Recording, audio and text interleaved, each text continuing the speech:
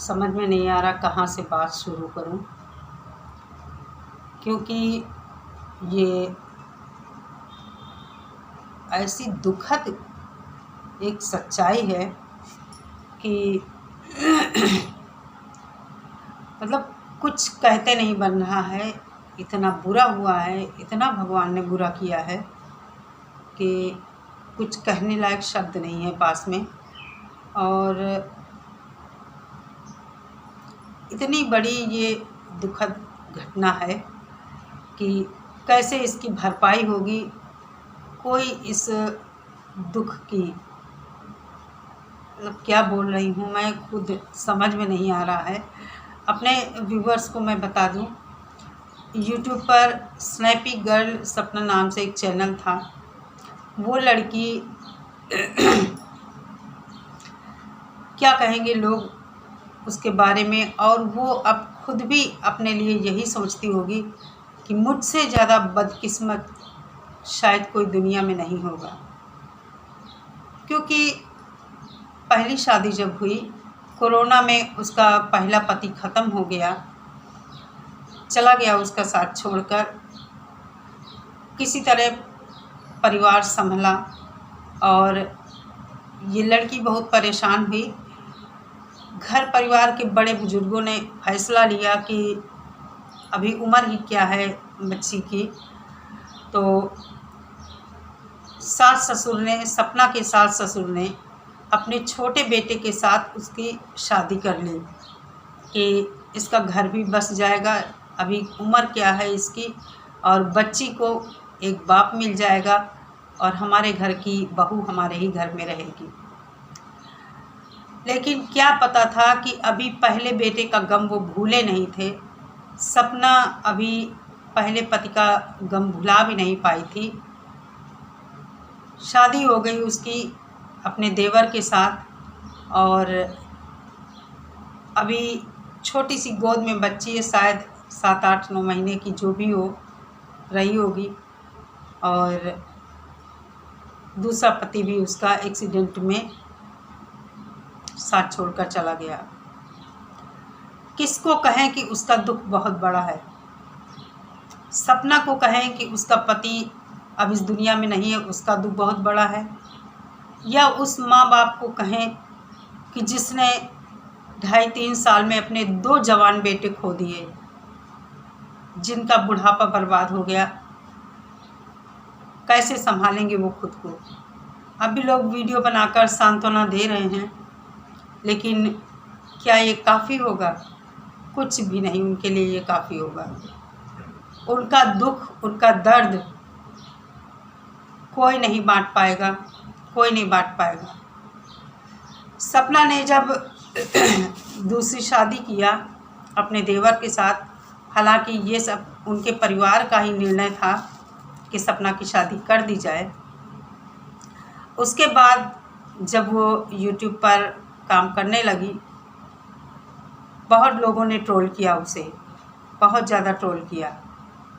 सब ड्रामा कर रही थी, इतनी जल्दी कैसे अपने पति को भुला दिया। मुझे ये लगता है कि क्या किसी के साथ अगर कोई दुर्घटना हो जाती है तो दोबारा से उसको ज़िंदगी जीने का हक नहीं है। ये चीज़ें एक औरत के ही साथ होती हैं। पति पत्नी मर जाने के बाद चाहे 1 महीने के बाद ही शादी कर ले, कोई उसे कुछ नहीं करता, बल्कि दुनिया सपोर्ट करती है उसे कि जितनी जल्दी हो शादी कर देनी चाहिए। लेकिन एक लड़की के साथ ये सब चीज़ें क्यों होती हैं? क्या लड़कियों को दोबारा से अपनी ज़िंदगी में खुश होने का हक नहीं होता है? क्या उनके अंदर एक दिल नहीं होता, या उनकी इच्छाएं नहीं होती हैं? अभी सब लोग उसको सिंपैथी दे रहे हैं।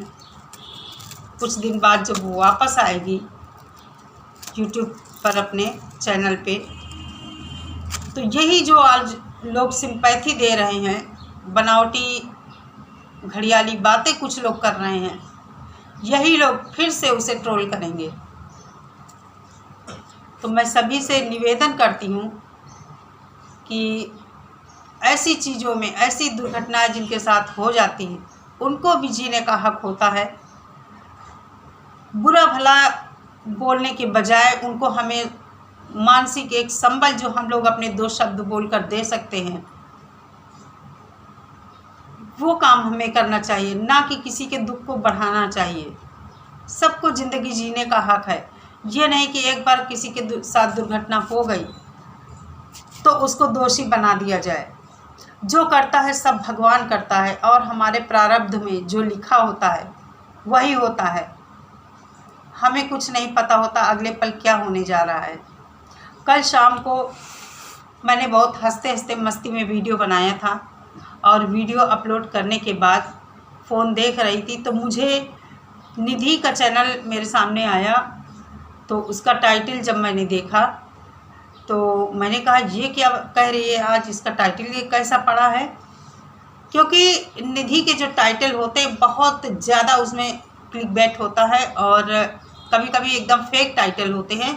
तो मुझे भरोसा तो नहीं हुआ, लेकिन मैंने फिर भी सोचा देखिए क्या बात ये बता रही है वीडियो में।